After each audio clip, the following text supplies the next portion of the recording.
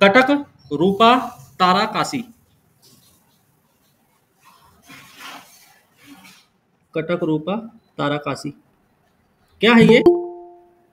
क्यों चर्चा में रहा है? इसे अभी जीआई टैग मिला है, ठीक है, जीआई टैग दिया गया इसको। कहाँ का है ये? उड़ीसा। कटक नाम ही लिखा गया तो उड़ीसा नाम होगा। उड़ीसा में भी कटक से संबंधित है ये, ठीक है ना। ये क्या है? लिख लीजिए, उत्कृष्ट चांदी शिल्पों में से एक है। चांदी शिल्पों में से एक है ये, ठीक है। ये जो है ना पारंपरिक रूप से आभूषणों के बेहतरीन शिल्प कौशल और शानदार डिजाइन से जुड़ा रहा है। याद ध्यान रखना है, शिल्प के इस काम में क्या किया जाता है? चांदी के टुकड़े को पतले महीन तार और पन्नी में बदल दिया जाता है। लिख लो इसको। तो इसमें चांदी के टुकड़ों को पतले महीन तारों या पन्नी में बदल दिया जाता है, ठीक है ना। ध्यान रखना भाई, लिख लीजिए। यह शिल्प लगभग 500 साल पहले 500 साल पहले समुद्री व्यापार के जरिए फारस से इंडोनेशिया होते हुए कटक पहुंचा था, ठीक है। और एक चीज और लिख सकते हैं, इसकी जो कलाकारी है ना, इस पे जो कारीगरी की गई है, उस कारीगरी के मामले में लिख लीजिए ओडिशा और इंडोनेशिया में समान कारीगरी देखी गई।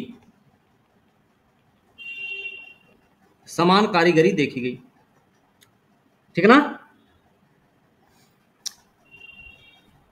अगला टॉपिक है भारत का पहला फ्यूचर लैब सेंटर। भारत का पहला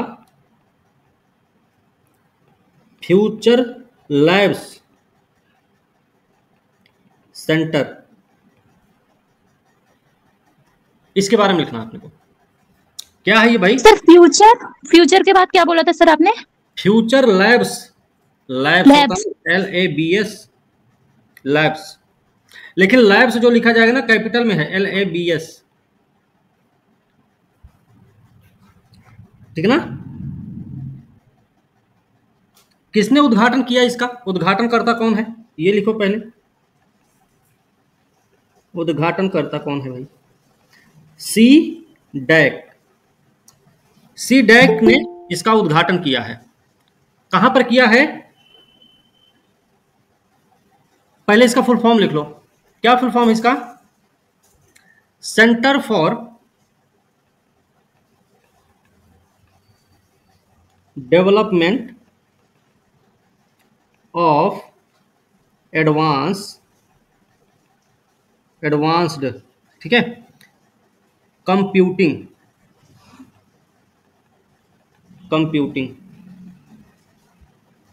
उद्घाटन कहां हुआ है? तिरुवनंतपुरम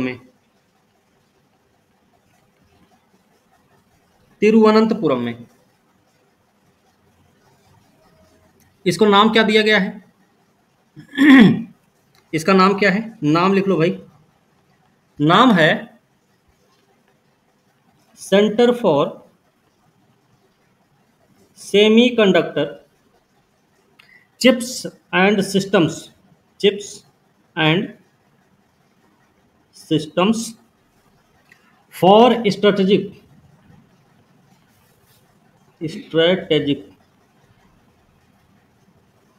इलेक्ट्रॉनिक्स,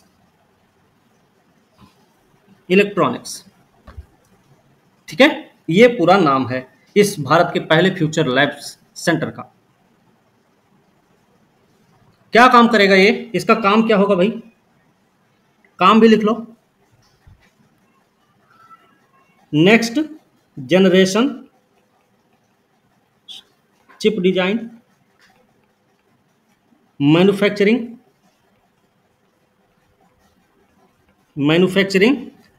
और रिसर्च में महत्वपूर्ण भूमिका निभाएगा। ठीक है, तो तिरुवनंतपुरम को क्या फायदा होने वाला है? इससे तिरुवनंतपुरम को क्या फायदा होगा, लिखिएगा। इससे तिरुवनंतपुरम को इनोवेशन हब बनाने में मदद मिलेगी। इनोवेशन हब, ठीक है, इनोवेशन हब, बात समझे? चलो,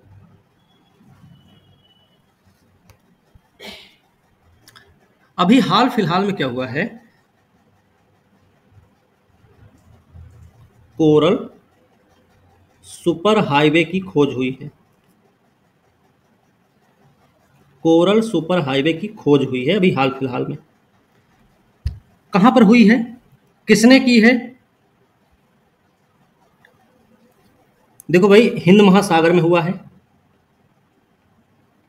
हिंद महासागर में खोजा गया। किसने खोजा? तो ऑक्सफोर्ड विश्वविद्यालय के शोधकर्ताओं द्वारा।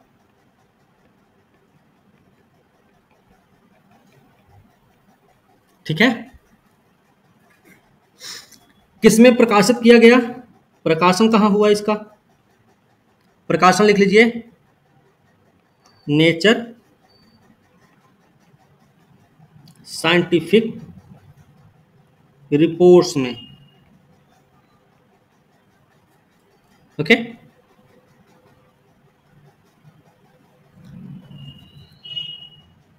आधार क्या है इसका? आधार लिख लो, प्रवाल भित्तियों के आनुवंशिक विश्लेषण, प्रवाल भित्तियों के आनुवंशिक विश्लेषण और समुद्र विज्ञान मॉडलिंग पर आधारित। समुद्र विज्ञान मॉडलिंग पर आधारित।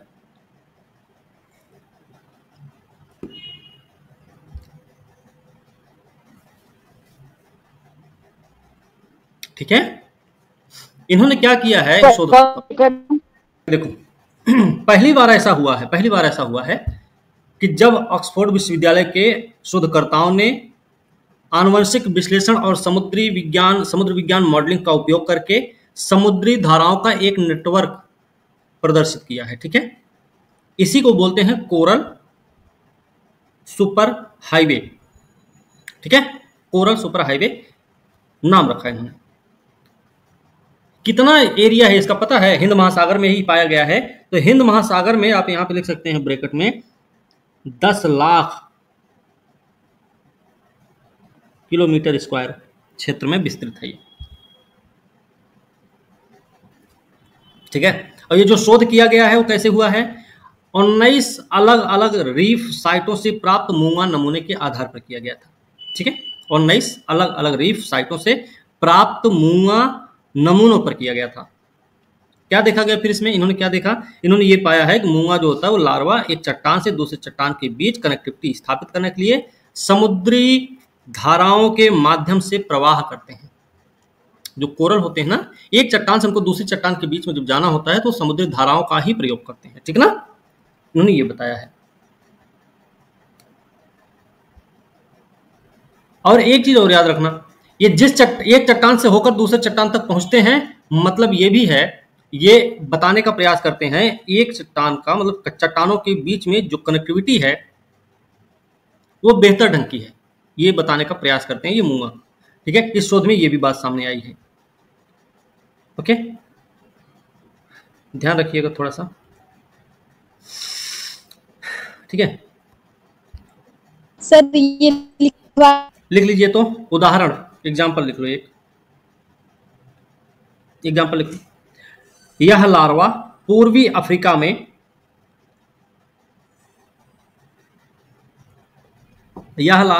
अफ्रीका में चट्टानों के माध्यम से आंतरिक द्वीपों और दूरस्थ अल्दाबरा, अल्दाबरा,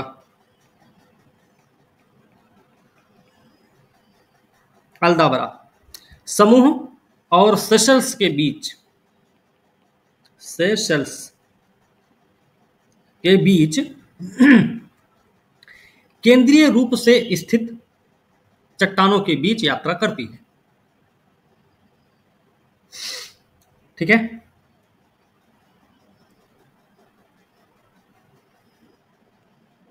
अगर हम इसके महत्व की बात करेंगे, इससे क्या होगा ना, इसके माध्यम से एक बात तो ये सामने आ जाएगी कि जलवायु परिवर्तन के कारण मुआ चट्टानों में जो नुकसान हो रहा है उसको कम किया जा सकता है। ठीक है, एक तो ये चट्टान के स्वास्थ्य और लचीलेपन में स्थानीय राष्ट्रीय स्तर पर सुधार करके इस बात को सुधारा जा सकता है, एक तो ये।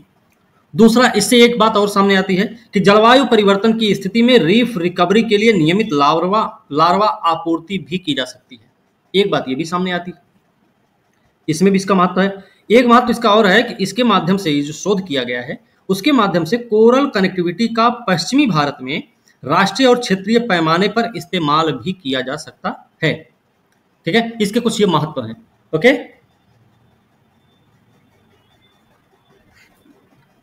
ठीक है, चलो। यस। हाँ, ये एक वैसे ही याद रखना, कोविड महामारी के दौरान क्या हुआ, जीवन प्रत्याशा में लैंसेट का एक रिपोर्ट है, लैंसेट ने बताया है कि कोविड महामारी के दौरान जीवन प्रत्याशा में 1.6 वर्ष की गिरावट आई है। ठीक है, ये ऐसे ही याद रखना आपको, बस बाकी कुछ नहीं।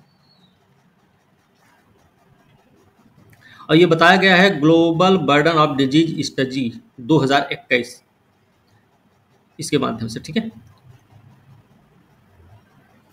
बाकी इंपॉर्टेंट उतना नहीं है। ठीक है, एक चीज लिख लो, वैश्विक औसत जीवन प्रत्याशा, वैश्विक औसत जीवन प्रत्याशा कितना है, तो 72.6 वर्ष, और भारत का कितना है, 69.7 वर्ष है ना। ये भारत है, ये विश्व का है। ठीक है, लिख सकते हैं, ये दोनों चीजें आपको ध्यान रखनी है। हो गया,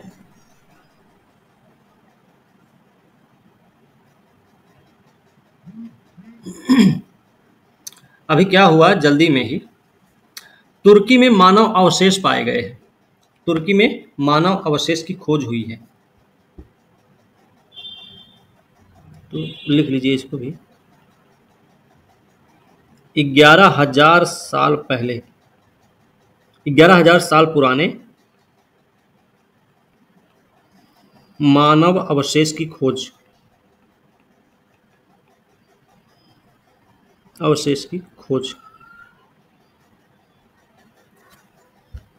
किसने किया है, तुर्की में हुआ है, तुर्की के पुरातत्वविदों ने इसकी खोज की है, चाहे तो लिख लीजिए, तुर्की के पुरातत्वविदों द्वारा। ठीक है, ये जो खोज हुई है मानव अवशेष की, ये नवपाषाण काल के हैं, ये भी याद रखना, नवपाषाण काल के हैं। ठीक है, ये भी हमको ध्यान रखने की जरूरत है। इसका प्रकाशन कहां हुआ है, प्रकाशन इसका किया गया है जर्नल, सॉरी, एंटीक्विटी पत्रिका में किया गया है। ठीक है, इसका प्रकाशन किया गया। कहां पर की गई खोज, देखो तुर्की में खोज हुई है, तुर्की में की गई है, तुर्की की पुरातत्वविदों द्वारा की गई है। तुर्की में भी कहां की गई है, तुर्की के दक्षिण में एक जगह है, उसका नाम है बनकुल्लू, बनकुल्लू तरला, ये जगह है। ठीक है, यहां पे की गई है, और ये दक्षिणी तुर्की का हिस्सा है, दक्षिणी तुर्की का हिस्सा है। ठीक है, इसमें बताया गया जो ये मानव अवशेष पाया गया, इसको करीब सैकड़ों आभूषण से सजाया गया है, ये बताया गया। इन्होंने बताया है कि ये जो सैकड़ों आभूषण हैं, इनमें से करीब 85 आभूषण की स्थिति ठीक ठाक है, मतलब सही सलामत मिले हैं। ठीक है, इन्होंने क्या किया, ये जो अवशेष पाए गए हैं ना, इनको 7 श्रेणियों में बांटा है।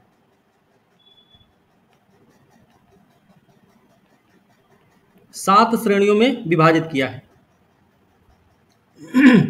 क्यों, कैसे किया इन्होंने? आकार को ध्यान में रखते हुए, आकार के आधार पर, ठीक है ना। तो भैया आकार के आधार पर इनको 7 श्रेणियों में बांटा गया है। इसमें क्या क्या है पता है? क्या क्या इसमें पाया गया है?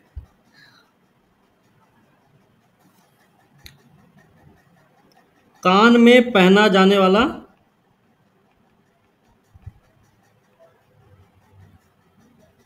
लंबा सॉफ्ट आभूषण, ये क्या है? आभूषण टाइप 1 है।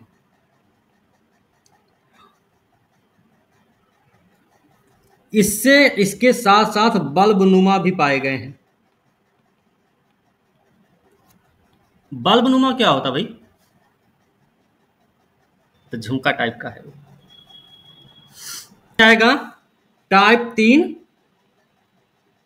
3 और टाइप 5 में, ये बल्ब नुमा वाला जो आएगा, ठीक है।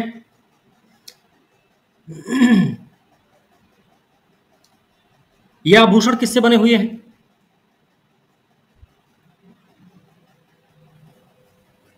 किससे बनाए गए हैं? चूना पत्थर लिखो तो, चूना पत्थर, ऑब्सीडियन, क्लोराइट, तांबा, और क्या है? नदी के कंकड़ से। मतलब यहां पे इसके आधार पे ये हम बता सकते हैं कि वहां का सामाजिक जो बुनावट था वो कैसा था। नदी के कंकड़ से जो बना हुआ झुमका पहने, कैसे पहने, कौन होगा वो? कोई राजा टाइप का तो हो नहीं सकता। बात समझे? सही है ना। कोई गरीब हो सकते हैं, मजदूर हो सकते हैं, खेतिहर किसान हो सकते हैं, कुछ ऐसे हो सकते हैं, चरवाहा भी हो सकते हैं, ठीक है। इस तरीके से एक चीज और याद रखना, ये जो आभूषण मिले हैं ना, वो बच्चों में नहीं पाए गए, महिलाओं और पुरुषों में पाए गए हैं, ठीक है। आभूषण जो पाए गए वो कहाँ पाए गए, किसके किसके पाए गए? पुरुष और महिला दोनों के, लेकिन बच्चों के यहाँ आभूषण नहीं मिले हैं, ठीक है ना। बच्चों के अवशेषों में आभूषण नहीं पाए गए हैं। सर पुरुष को आभूषण कौन सी मतलब बनाए गए हैं पुरुष के लिए? आप राजाओं को देखा है? राजाओं को टीवी में राजाओं को देखा होगा, ऐसे तो देख नहीं पाएंगे हम लोग। तो उनको देखेंगे वो भी कुंडल उंडल पहन लेते हैं, कुंडल पहन लेते हैं, वो गले में माला भी लटका लेते हैं, कई सारा खड़ खड़ खड़ खड़ खड़ खड़ करता है। कुंडल जैसा होता है सर पुरुष हाँ के लिए? हाँ, कुंडल पहनते हैं पुरुष लोग, ठीक है। ये जो आभूषण पाए गए हैं, ये कहाँ पाए गए हैं? देखो कान के आभूषण हैं। एक तो पाया गया ठुड्डी, ठुड्डी यही होती है ना, ठुड्डी, और कान के बगल में, ध्यान रखना, कान के बगल में और ठुड्डी यहाँ पे पाए गए हैं। ये जो बनाए गए हैं आभूषण, आप दुकानों पर जब जाते हैं ना, जब देश भर का आभूषण टाइप का देखते हैं, वो पत्थर लटकाया रहता है, 80 रुपया, 100 रुपया, 200, 300 रुपया ऐसे करके बेचता है जब, तो उसमें देखें कितना बारीकी से काम हुआ रहता है उसमें। बिल्कुल सेम उतनी ही बारीकी के साथ काम उसमें भी किया गया है, ठीक है। अलग अलग आकार हैं, जाहिर सी बात है, छोटे से बड़ा तक है। एक चीज और याद रखना, ये जो आभूषण थे ना, जैसे एक बहुत छोटा आभूषण है, मान लो कि कोई भी, किसी को आपने देखा कभी कि निचले वाले होंठ में पहने हुए, यहाँ पे देखा होगा कई बार, यहाँ पे कोई पहना होगा, नहीं पहनी होगी, यहाँ पे भी देखा होगा आपने कोई पहनी होगी, या यहाँ पे भी आपने पहने हुए देखा होगा किसी को। सही ऐसे सामने तो नहीं देखा होगा, हो सकता मूवी वूवी में ऐसा देख लिया होगा आप लोगों ने। हाँ, मूवी में देखा है, ये लोग भी पहनते थे। अच्छा, यहां जो पहना जाएगा क्या कान वाले के बराबर हो सकता है? ये जाहिर सी बात है कि नहीं हो पाएगा, क्योंकि अगर यहां वाले बराबर यहां पहना जाएगा ना, तो उसका दांत वांत क्या हो जाएगा, वो बोल नहीं पाएगा सही से, मुंह नहीं खुलेगा सही से, और बंद भी नहीं हो पाएगा सही से। फिर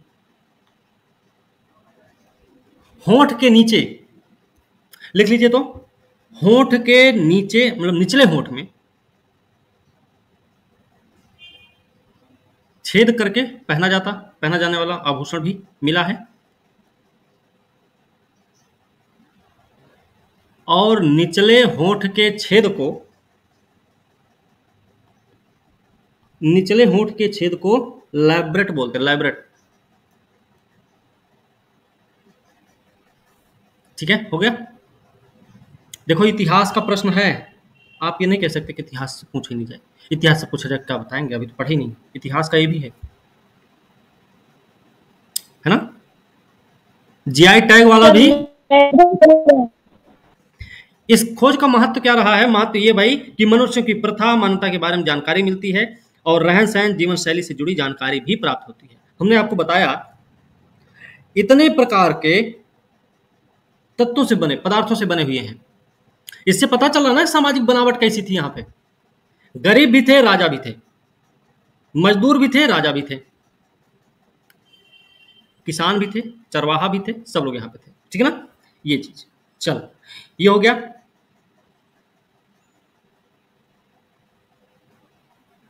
ठीक है, एक लिख लीजिए इसके बारे में। यू स्कॉर पियोप्स,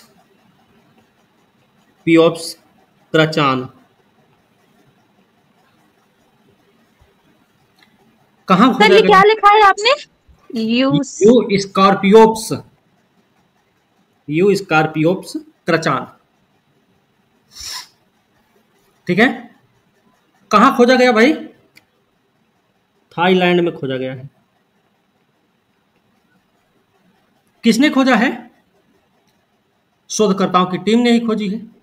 और ये क्या है? बिच्छू की प्रजाति है भाई, बिच्छू की प्रजाति है। और कहां पे खोजा गया है? जगह कौन सी है? जगह का नाम लिख लो, कैंग क्रचन नेशनल पार्क। ठीक है, यहां पे खोजा गया है ये। ठीक है, इनकी भी 8 आंखें होती हैं, आप लोगों को पता होना चाहिए। इनकी 8 आंख है, 8 पैर हैं, ऐसे। ठीक है, लिख लीजिए थोड़ा सा। इसको जुकीज, प्रकाशन इसका कहाँ हुआ है? जुकीज पत्रिका में, जुकीज पत्रिका में हुआ है। यहां पे एक चीज और ब्रैकेट में लिख सकते हैं, तेना सेरिम पर्वत श्रृंखला के पास। ठीक है, ये आप ब्रैकेट में लिख सकते हैं। ये जो यूस्कार्पियोप्स क्रचान है ना, ये थाईलैंड की स्थानीय प्रजाति है। ठीक है, थाईलैंड की स्थानिक प्रजाति है, लिख सकते हैं। पहाड़ी क्षेत्र में पाए जाते हैं। ठीक है, और ये जो है ना, ये सब जेनस यू स्कॉर्पियोप्स, यू स्कॉर्पियोप्स प्रजाति से संबंधित है। हो गया, ध्यान रखना। यहाँ पे जो राष्ट्रीय उद्यान, जिस राष्ट्रीय उद्यान में खोजा गया कैंग क्रचन नेशनल पार्क, इसी के नाम पे रखा गया क्रचान, इसका नाम क्रचान रखा गया है। ठीक है, याद रखना। ये स्कॉर्पियोप्स क्या है? इसकी प्रजाति है और नाम है क्रचान। ठीक है, इनकी लंबाई कितनी होती है? लंबाई लिख सकते हैं 1 इंच। सबसे छोटे, जितनी भी प्रजातियां इसकी पाई जाती हैं उनमें सबसे छोटा होता है, प्रजाति में सबसे छोटा लिख सकते हैं। ठीक है, ये लिख सकते हैं। रंग कैसा होता है इनका? भूरा रंग होता है भाई, भूरा रंग होता है। 8 आंख होती है, 8 पैर भी होता है इनके, लिख सकते हैं। सभी जो बिच्छू होते हैं ना, वो सब लोग क्या करते हैं ना, पहले घात लगाते हैं इंतजार करते हैं, तब शिकार करते हैं। सेम पैटर्न इनका भी है, वही वाला। अभी एक चीज और याद रख लेना कि थाईलैंड में बिच्छुओं की करीब 18 प्रजातियां पाई जाती हैं। बिच्छुओं की कितनी प्रजातियां पाई जाती है, लिख लो चाहे तो। थाईलैंड में बिच्छुओं की 18 प्रजातियां लगभग पाई जाती हैं। ठीक है, बिच्छू क्या होते हैं, बिच्छू के बारे में भी जान लो। बिच्छू क्या है, ये बिच्छू भाई मकड़ियों के रूप में वर्गीकृत किया जाता है इनको। ठीक है, इनको मकड़ी के रूप में वर्गीकृत करते हैं, मकड़ी के रूप में। ब्रैकेट में लिख सकते हैं अर्चिंड, अर्चिंड के रूप में वर्गीकृत करते हैं। बिच्छू कैसा होता है, काला होता है या फिर देखेंगे गहरे हरे रंग का। आप लोगों ने देखा भी होगा बिच्छू भूरे रंग का भी होता है सर, हाँ देखे हम। इनकी जो मादाएं होती है ना, नर से बड़ी होती हैं। मादाएं नर से बड़ी होती हैं बिच्छू की। बिच्छू की जो पत्नी होती ना, वो इनसे बड़ी होती है। ठीक है, इनकी लंबाई कितनी होती है बिच्छू की, 10 से 17 सेंटीमीटर लंबाई होती है। इनकी महिला जो होती है, सॉरी, इनकी जो मादा होती है वो पुरुष से लंबी होती है। ठीक है, मादा नर से लंबी होती है। ये कहाँ पाए जाते हैं बिच्छू, ज्यादातर आपको कहाँ मिलेंगे देखने को, ये मिलेंगे भैया रेगिस्तानी क्षेत्र में। रेगिस्तानी क्षेत्र में देखने को मिलेंगे आपको, और पर्वतीय तथा दरारी क्षेत्र में मिलेंगे देखने को। इनकी कभी वो देखे वो बिल, जहां पे ये रहते हैं, इनकी बिल कुछ ऐसी होती है। खपड़ा का घर में, खपड़ा का जो घर होता है सर, खपड़ा में रहता है। इनकी बिल कुछ ऐसी होती है ना, देखा आप लोगों ने। ये हो गया भाई। याद रखना, ये अंटार्कटिका में नहीं पाए जाते हैं। अंटार्कटिका के अलावा जितने भी महाद्वीप हैं उन सब में पाए जाते हैं ये। ठीक है, और इनकी कितनी प्रजातियां हैं, करीब इनकी करीब 2500, विश्व भर में करीब 2500 प्रजातियां पाई जाती हैं। ठीक है, ध्यान रखना 2500 प्रजातियां पाई जाती हैं। किसका शिकार करते हैं ये, शिकार करते हैं अकशेरुकी जीवों का, या फिर बोले तो कीड़ों का। अकशेरुकी जीवों का करते हैं और कीड़ों का करते हैं। और जब ये अपने विषैले डंक का यूज करते हैं ना, तो विषैला डंक का यूज जब करते हैं तो अपने बचाव के लिए करते हैं।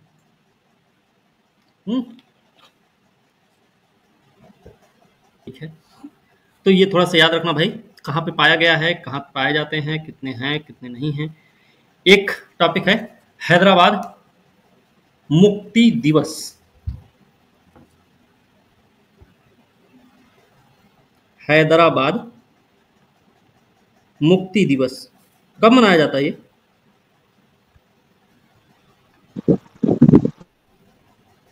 अभी मनाया नहीं जाता है, सरकार ने घोषणा कर रखी है। सरकार ने बोला है कि 17 सितंबर को प्रत्येक वर्ष ये हैदराबाद मुक्ति दिवस मनाया जाएगा। क्यों ऐसा है, 17 सितंबर को क्यों, क्या विशेष था भाई, क्योंकि सर इसको विलय किया गया था इसलिए। 17 सितंबर 1948 को ऑपरेशन पोलो के तहत, ऑपरेशन पोलो के तहत निजाम के शासन से स्वतंत्र कराया गया था। जब आप एनसीईआरटी पढ़ते ना, तो सामने देखते हैं निजाम खड़ा होता है सरेंडर किए हुए अपनी सेनाओं के साथ। उसके सामने कौन होते हैं, पटेल साहब, है ना, है ना। तो याद रखना भाई। और एक चीज और लिख सकते हैं, एक चीज लिखना नहीं है, आज़ादी जब मिली तो उसके 13 महीने बाद ये आज़ाद हुआ था, क्योंकि अगस्त में आज़ादी मिली, अगस्त 12 महीना, 1 महीना वो हो गया। ठीक है, ये याद रखना।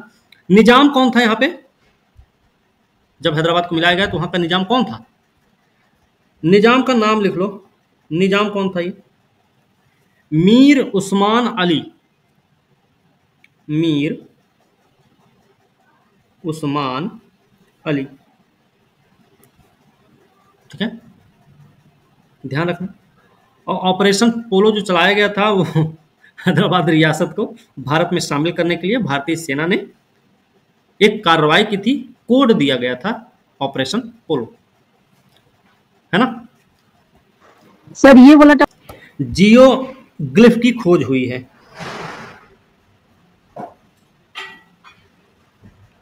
जियोग्लिफ की खोज हुई है। कितने साल पुरानी है? 10,000 साल पुरानी है। कहां पे खोजी गई? महाराष्ट्र में खोजी गई भाई। महाराष्ट्र में भी कहां खोजी गई? रत्नागिरी जिला में। रत्नागिरी जिला में खोजी गई है क्या ये? लिख लो, रॉक कला नक्काशी। जियोग्लिफ होता है रॉक कला नक्काशी, ठीक है, ये ध्यान रखना भाई। मानव विज्ञानी ने खोजा है, किसी एक मानव विज्ञानी ने खोजा है। कितने हैं, इनकी संख्या कितनी है? जियोग्लिफ कितने हैं? 8 जियोग्लिफ हैं यहाँ पे, 8 जियोग्लिफ हैं टोटल, और अलग अलग जगहों पे है, ठीक है। दापोली तालुका है एक जगह, वहां पे 7 पाए गए हैं, और एक पाया गया है मंडनगढ़ में। दापोली तालुका, रत्नागिरी में भी कहां कहां मिला है, ऐसे लिख लो, दापोली तालुका। कितने हैं? 7। और दूसरा कहां है? मंडनगढ़ तालुका, यहां पर कितना मिला होगा? 1, ऐसे लिख लो।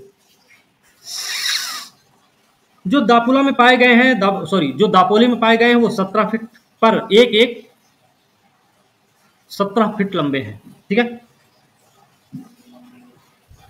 और जो यहां पे मिला है दापोली में, दापोली वाला जो है 17 फीट लंबा भी है, साथ ही साथ आपको ये भी याद रखना है, लिख लीजिए, दापोली तालुका में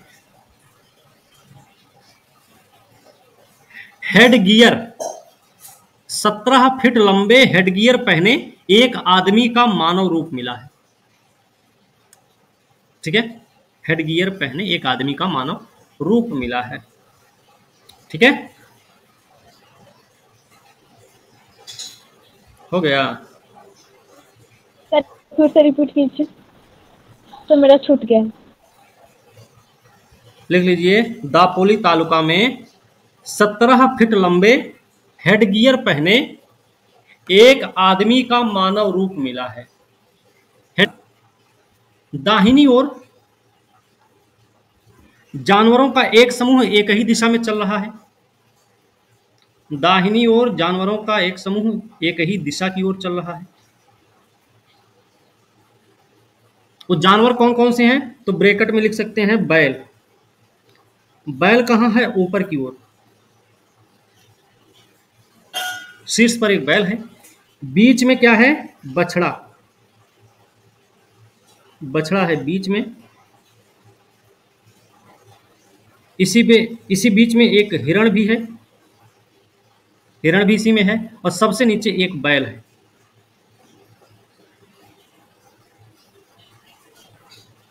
मतलब सबसे ऊपर भी बैल है, सबसे नीचे भी बैल है, बीच में बछड़ा और हिरण है, ठीक है। हो गया? हिरण भी लगभग 5 फुट लंबा है, छोटा मोटा नहीं है। अच्छा, मंडनगढ़ में जो पाया गया, मंडनगढ़ में जो पाया गया वो क्या है? मंडनगढ़ में यहां पे क्या मिला है? लिखिएगा, एक अज्ञात जानवर का चित्र, एक अज्ञात जानवर का चित्र जो आंशिक रूप से क्षतिग्रस्त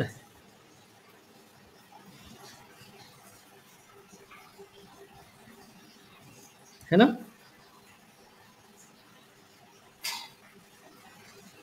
क्षतिग्रस्त है।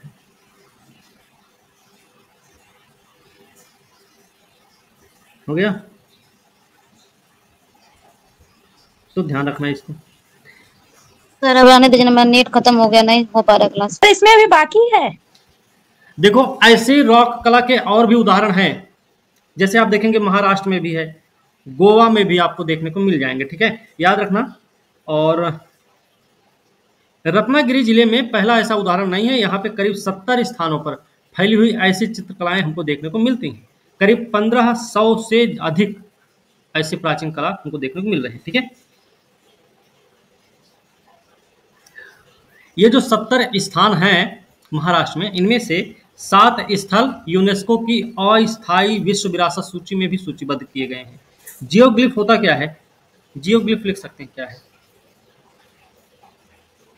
जियोग्लिफ क्या है?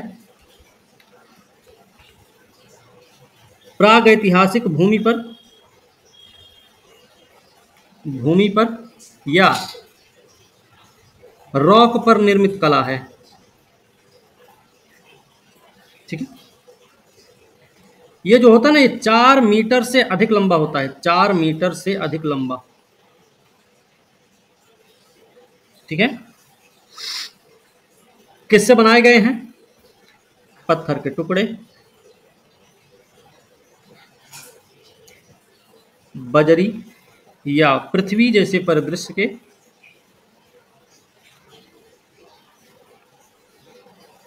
टिकाऊ तत्वों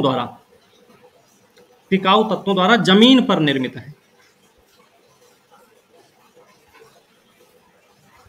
ठीक है,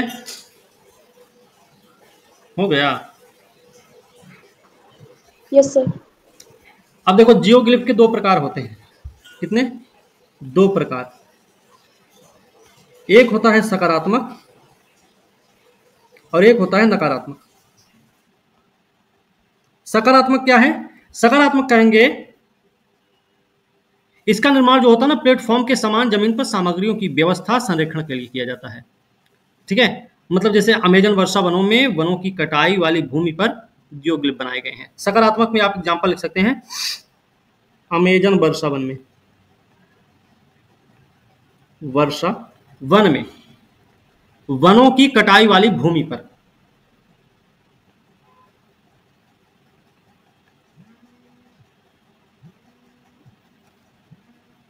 वनों की कटाई वाली भूमि पर। ठीक है, और नकारात्मक में क्या होता है? इसमें प्राकृतिक जमीन की सतह के हिस्से को हटा दिया जाता है और फिर उसको पेट्रोग्लिफ के समान अलग अलग रंग बनावट वाली जमीन बनाने के लिए किया जाता है। मतलब जैसे मान लीजिए ये जगह है, ये पूरी जमीन है, इसको ऐसे मान लीजिए हमको बनाना है, एक ऐसे कुछ भी हमको ऐसे करके बनाना है। मान लो हमने क्या किया, इसी आकार में हम इतनी दूर की मिट्टी को हटा देंगे। ठीक है, इतनी दूर में क्या करेंगे, अलग अलग तरीके का हम कलर भर दिया करेंगे इसे, पहचानने के लिए कि यहाँ कुछ है। ये ज्यादातर आप देखेंगे ना, तो आप ये सब पाएंगे पहाड़ी के ढलानों पे, ज्यादातर आपको वही मिलेंगे। जैसे ये कहाँ मिलेंगे आपको?